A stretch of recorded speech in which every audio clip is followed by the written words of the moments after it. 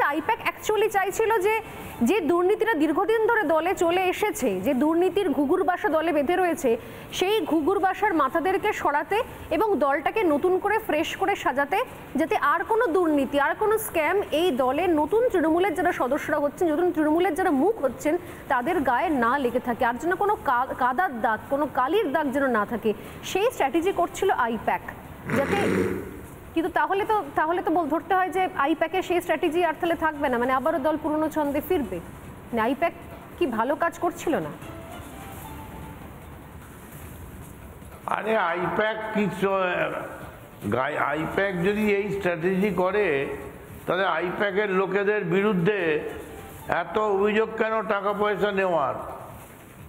আজকে তো আইপ্যাকের নামেই বিভিন্ন জায়গায় টাকা পয়সা, কাটমানি থেকে শুরু করে আইপ্যাককে কত লোককে তাড়িয়ে দিতে হয়েছে।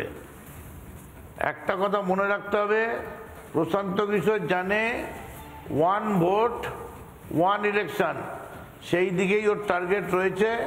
সেই টার্গেটকে ফুলফিল করার জন্যে গোটা ভারতবর্ষ জুড়েও ঘুরে বেড়াচ্ছে। পশ্চিমবঙ্গে আমরা ওসব হতে দেবো না। এরমভাবে গণতান্ত্রিক নির্বাচনকে আমরা কলুষিত করতে দেব না। বাংলার মমতা বন্দ্যোপাধ্যায় আগামী ভারতবর্ষের মুখ হবে। এটা বলতেও কি লজ্জা লাগছে না যে প্রশান্ত কিশোর পুরোটা ডিকটেট করছে? প্রশান্ত কিশোর কে? আমি তো তৃণমূল মানে মদন মিত্র জানি, অরূপ বিশ্বাস জানি, ফিরহাদ হাকিম জানি, মমতা বন্দ্যোপাধ্যায় জানি। আপনারা মানে এখন ব্যাকফুটে, মানে আপনারা ব্যাকবেঞ্চার। এটা আমার বাঙালি হিসেবে মানে লজ্জা লাগছে। আমি জানি না, তৃণমূল তো একটা বাংলার দল। প্রশান্ত কিশোর ডিকটেট